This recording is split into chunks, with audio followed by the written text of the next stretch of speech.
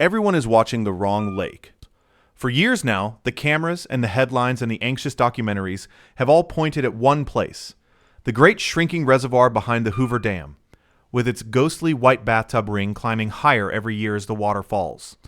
That lake has become the face of the water crisis in the American West, the symbol everyone points to when they talk about the drying of the desert. And it deserves the attention. But while the whole world stares at that one famous reservoir, there is another body of water downstream, smaller, quieter, far less famous, that may matter more to more people than almost anyone realizes. And almost no one is watching it. Its name is Lake Havasu. To most people, if the name means anything at all, it conjures images of a party town, of boats and jet skis and sunshine on the Arizona-California border, of a strange piece of trivia about an old London bridge that was taken apart and rebuilt in the desert. It does not sound like the kind of place that holds the fate of tens of millions of people in its hands. And yet it does. Because Lake Havasu is not just a recreation lake. It is the single most important diversion point on the lower Colorado River, the exact place where the water is pulled out of the river and sent racing off in two directions to sustain two of the largest populations in the entire Southwest. It is, in the truest sense, a domino, one of the most critical dominoes in the whole fragile chain that keeps the desert west alive. And the chain it sits in is wobbling. In this video, we are going to explain why Lake Havasu is so much more important than its reputation suggests, why it is the overlooked linchpin of an entire region's water supply, and how it fits into a long line of dominoes that stretches back hundreds of miles up the Colorado River. We will look at what draws its water and where that water goes, the tens of millions of people who depend on it without ever knowing its name, and the mounting pressures that threaten to make this quiet lake the point where the whole system finally buckles.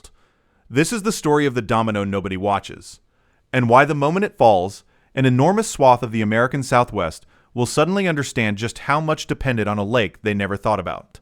Stay with me, because once you see how this chain is built, you will never look at the Colorado River the same way again. The lake that hides in plain sight.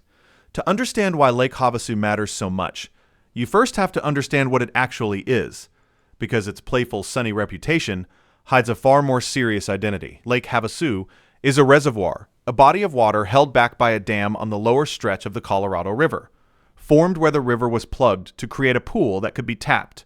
It sits well downstream of the more famous reservoirs, further along the river's journey toward the sea, in the hot desert country where Arizona meets California. On the surface, it looks like a playground. Its shores are lined with a bustling town, its waters filled with pleasure boats, its beaches crowded with visitors escaping to the sun. But beneath that carefree image lies the true purpose of the lake, the reason it was created in the first place. Lake Havasu was built to be a forebay, an engineering term for a holding pool of water positioned right at the doorstep of the great machines that pull water out of the river. It is not primarily a place to store water for a rainy day. It is a place to gather and steady the water, so that it can be lifted out and sent on its way to the cities and farms that need it. It is the launching point, the departure gate, the place where the Colorado River stops being a river and starts becoming the drinking water of distant millions. And that is what makes it so different from the great reservoirs upstream. The famous lakes further up the river are enormous savings accounts, holding years of backup supply. Lake Havasu is something else.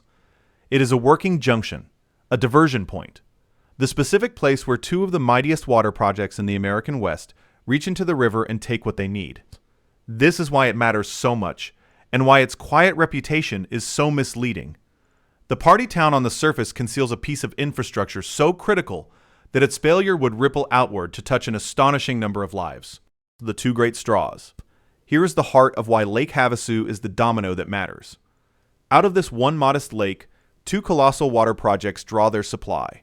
Two enormous straws plunged into the same pool, each one carrying water to a different and vast population. Together they represent one of the most remarkable concentrations of water demand anywhere on Earth, and they both depend on this single point on the river. The first great straw reaches eastward into the heart of Arizona. From Lake Havasu, a massive system of pumps and canals lifts water out of the lake and carries it across hundreds of miles of desert, climbing uphill the entire way to reach the great population centers of central and southern Arizona. This is the lifeline that helps sustain the sprawling metropolitan areas of the Arizona desert, the millions of people in and around its largest cities, as well as vast stretches of farmland and tribal communities. Without this diversion at Lake Havasu, the water simply would not reach them, the desert cities of Arizona, which have grown into some of the fastest expanding regions in the country, lean heavily on the water pulled from this one lake and sent marching across the state through that great canal. The second great straw reaches in the opposite direction, westward toward the coast of Southern California. From this same Lake Havasu, another enormous aqueduct draws water and carries it across the desert and through the mountains to the sprawling coastal megaregion, helping to supply the tremendous population of the greater Los Angeles area and beyond. This is one of the crucial imported water supplies that make life in Southern California possible on the scale it exists today. And it too begins right here, at Lake Havasu, where the water is lifted from the lake and sent on its long journey to the sea. Think about what that means. One modest lake, drawn upon by two of the largest water projects in the country, sending water in two directions to sustain two of the most populous regions in the American West. The desert cities of Arizona on one side, the coastal cities of Southern California on the other, both reaching into the same pool, both utterly dependent on this single diversion point. When you add up all the people served, in whole or in part, by the water that leaves the river at Lake Havasu, you are talking about tens of millions of lives. This is why it is the Domino that matters. It is not a big lake, but it is a load-bearing one, and an enormous share of the Southwest's water passes through this one narrow point, the chain of dominoes. Now, to understand why this domino is in danger, you have to see the chain it belongs to, because Lake Havasu does not stand alone. It is the last critical link in a long sequence of reservoirs and dams strung out along the lower Colorado River, and like any chain of dominoes, what happens at the top eventually reaches the bottom. The story begins far upstream, high in the mountains where the Colorado River is born from melting snow. That water flows down and gathers first in the great upstream reservoir, an enormous storage lake that holds a huge share of the river's backup supply. From there, the water passes through the Grand Canyon and flows into the second great reservoir, the famous one everybody watches, the vast lake behind the Hoover Dam that has become the symbol of the entire crisis. These two enormous lakes are the great savings accounts of the river, holding the water that the whole system draws down in dry years. But the river does not stop there. Below the famous reservoir, the water continues its journey downstream, passing through more dams and smaller reservoirs, stepping down the river like a staircase, until it finally arrives at Lake Havasu, the diversion point, where the two great straws pull it out for the cities. This is the crucial insight. Lake Havasu sits at the bottom of the chain. It receives what the reservoirs upstream release to it. It is entirely dependent on the water that makes its way down from those great lakes above. And that means whatever happens upstream eventually flows downstream to Havasu. This is why the domino metaphor is so apt. When the reservoirs at the top of the chain fall, when the great savings accounts are drawn down by years of drought and overuse, the effects ripple all the way down the river. The upstream lakes are watched obsessively, their levels tracked and reported and worried over. But the whole point of watching them is what their decline means for everything downstream, and the most important downstream point of all, the place where the water actually leaves the river for the cities, is Lake Havasu. It is the domino at the end of the line, the one that everything upstream is ultimately leaning against. And when the dominoes upstream begin to wobble, it is Havasu, quiet and unwatched, that stands to fall. Why nobody watches it. So if Lake Havasu is so important, why does almost no one pay attention to it? Why is all the anxiety, all the media coverage, all the public worry directed at the reservoirs upstream while this critical diversion point sits ignored? The answer reveals something important about how we perceive slow-moving disasters. The famous upstream reservoir has one enormous advantage as a symbol. It shows its decline dramatically and visibly. As it falls, it leaves behind that stark white ring on the canyon walls, a bathtub ring that grows taller every year, an unmistakable visual record of the water disappearing. You can photograph it. You can stand on the dam and see with your own eyes how far the water has dropped. It makes for powerful images and powerful stories, and so it has become the face of the crisis, the place everyone points to. Its decline is legible, obvious, and photogenic. Lake Havasu, by contrast, tells no such dramatic story on its own surface. As a working forebay, a diversion pool its level is managed and kept relatively stable so that the pumps and aqueducts can operate smoothly. It is not designed to show the crisis the way the great storage reservoirs do. On any given day, it looks much the same as it always has, full of boats and sunshine, giving no visual hint of the pressures bearing down on the system it anchors. The danger to Havasu is not that the lake itself will visibly shrink into a puddle. The danger is more subtle and more insidious. It is that the water arriving to it from upstream could be cut back, that the deliveries the whole chain depends on could shrink, and that the two great straws drawing from it could be forced to take less, or in the worst case, could struggle to draw what the cities need. That kind of danger does not photograph well. It hides behind a placid, sunny surface, which is exactly why nobody watches it. There is another reason, too. Lake Havasu's role is technical and hidden. Most people have no idea that their water passes through it. The residents of the Arizona desert cities and the Southern California coast turn on their taps without any notion that a share of what flows out was lifted from a lake on the state border and sent hundreds of miles to reach them. The diversion is invisible to the people who depend on it, and so the lake that makes it possible remains invisible too. A critical piece of infrastructure hiding in plain sight behind its reputation as a place to party in the sun. How the domino falls. Let us be clear about what it actually means for this domino to fall, because it is not as simple as the lake drying up. The threat to Lake Havasu is really the threat to the water that flows into it, and the water that flows out of it, and that threat comes from the long decline of the entire river system it sits at the end of.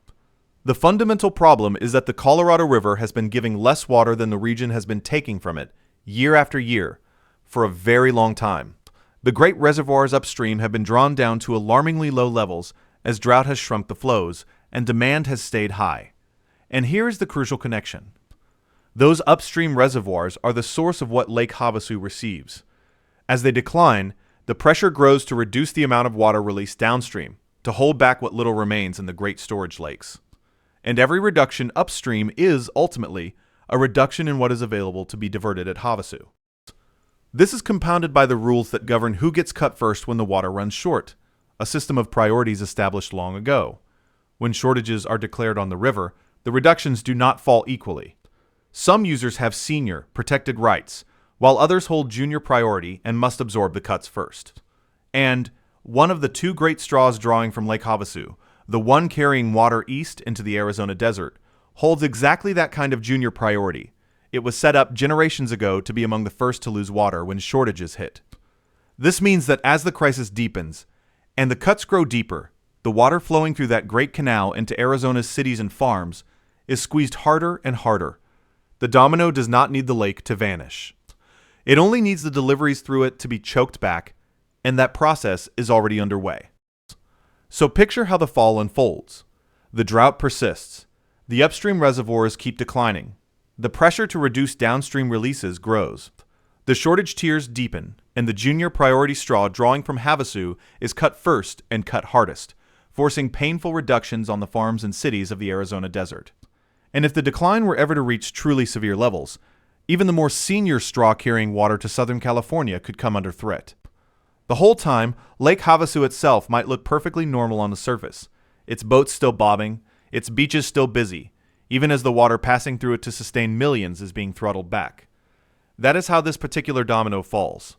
Not with a dramatic collapse, but with a quiet, relentless tightening of the flow, felt not at the lake, but in the distant cities and fields that depend on it. The squeeze, already underway. What makes this so urgent is that the tightening is not some distant hypothetical waiting somewhere off in the future. It has already begun. The reductions that flow ultimately through the diversion point at Lake Havasu are not a warning about what might happen someday. They are a description of what is happening right now, and has been for some time, as the river's shortage has moved from a possibility into an official reality. When the great reservoirs upstream fell far enough, formal shortage conditions were declared on the lower river, and with those declarations came real, mandatory cuts. The junior priority straw that carries water east into the Arizona desert has already been forced to absorb significant reductions year after year as the shortage tiers have deepened. Water that once flowed freely to farms in central Arizona has been cut back sharply, forcing hard choices, fields left fallow, and a growing reliance on pumping groundwater to make up the difference, which brings its own long-term dangers. The squeeze is real, it is measurable, and it is being felt by real people in real communities right now. And this is only the early stage of the process. The cuts that have landed so far are painful, but they are still, in the larger picture, the opening moves. If the river's decline continues, the shortage tiers deepen further. The The reductions grow heavier, and the pressure climbs steadily up the ladder of priority. What starts as cuts to agriculture can, if the crisis worsens enough, begin to reach toward the water that supplies the cities themselves. Each step down in the great reservoirs upstream translates into another turn of the screw at the diversion point downstream, another tightening of the flow that leaves the river at Havasu. This is why the domino framing is not alarmism but simple description. The dominoes at the top of the chain have already begun to tip. The reservoirs have already fallen. The shortages have already been declared. The cuts have already started flowing down the line. And the point where all of that pressure finally converges on the population, the place where the reduced river actually meets the pumps and canals that serve the cities, is Lake Havasu. The quiet lake on the border is not waiting for the crisis to arrive. It is already sitting at the focal point of a crisis that is well underway, absorbing the accumulated weight of every decline upstream, and doing it so quietly behind such a calm and sunny surface that hardly anyone has noticed. The millions who don't know. The most striking thing about all of this is how many people are exposed to it without any awareness of the risk. The water that leaves the river at Lake Havasu helps sustain an enormous population spread across 2 states and 2 of the great urban regions of the American West. And the overwhelming majority of those people have no idea this lake exists in any capacity beyond a vacation destination, let alone that it is a linchpin of their own water supply. Consider the desert cities of Arizona, home to millions which have grown explosively over recent decades into some of the most rapidly expanding metropolitan areas in the entire country. Much of that growth was made possible by the water pulled from Lake Havasu and carried east across the desert. The people who moved there, who built homes and businesses and lives in the sun, are depending on that diversion whether they know it or not. And because the straw that serves them holds junior priority, they are among the most exposed of all to the tightening of the river, standing near the front of the line to lose water when the cuts come down. Then consider the coastal megaregion of Southern California, with its own tremendous population, drawing on the second straw from Lake Havasu as one of its imported supplies. These are people who already live in a fundamentally water-scarce environment, sustained by water imported from far away, and a portion of that lifeline runs directly through this single diversion point on the river. They, too, are depending on Lake Havasu, and they, too, are largely unaware of it. Add these populations together, along with the farms and the tribal communities, and the smaller towns that also draw on the water leaving the river here, and you arrive at a staggering total.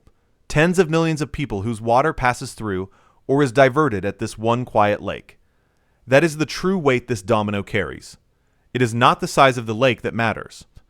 It is the size of the population leaning on it, most of them completely unaware that they are doing so. When the domino falls, the awareness will come all at once, and it will come as a shock to people who never knew they were standing at the end of such a long and fragile chain, living at the end of the chain. It would be easy to hear all of this and despair, but the point is not to spread hopelessness. It is to reveal a hidden vulnerability so that it can be understood and addressed. Because the pressures on this system, while serious, are also the focus of enormous effort. Across the region, water managers, states, tribes, farmers, and cities are engaged in a long and difficult struggle to bring the Colorado River back into balance, to reduce the demands on it so that the river can sustain what it must without collapsing. There are agreements to cut usage, painful and hard-won, in which the states and users who draw from the river commit to taking less so that the great reservoirs upstream do not fall to catastrophic levels. There are efforts to store water more wisely, to conserve aggressively, to develop alternative supplies, and to rethink how the desert cities and farms use every drop. Some of these efforts have bought precious time. A wet year here and there has offered temporary relief, nudging the great reservoirs back up from their most terrifying lows. And the growing awareness of the crisis, even if it remains fixed mostly on the famous upstream reservoir, has at least put the fundamental problem on the table where it can be confronted. But none of this changes the underlying reality, and none of it lets Lake Havasu off the hook. As long as the river gives less than the region takes, the pressure on the whole chain remains, and the diversion point at the bottom of that chain remains exposed. The wisest thing anyone who depends on this water can do is to understand where it comes from, to recognize the fragility of the long chain that delivers it, and to support the difficult work of bringing the system back into balance before the tightening at Havasu becomes a genuine emergency for the millions who rely on it. Because in the end, Lake Havasu is a mirror for the whole strange bargain of the American West. The audacious decision to build great cities and vast farms in a desert, sustained by water hauled across enormous distances from a single overstretched river. The lake sits there in the sun, its surface calm, its boats bobbing, giving no hint of the weight it carries. And that calm surface is exactly the danger because it lulls everyone into forgetting that this quiet, unwatched lake is one of the most important dominoes in the entire teetering line. The famous reservoir upstream gets all the attention, but the place where the water actually leaves the river for the cities, the true pressure point, the domino at the end of the chain, is here, and it is leaning further every year. The question is not whether the pressures on this system are real. They are, and they are growing. The question is whether the people who depend on Lake Havasu, most of whom have never given it a second thought, will come to understand its importance before the day it finally gives way, or only after. Because when a load-bearing domino falls, it does not fall alone. It takes down everything that was leaning on it. And an enormous share of the American Southwest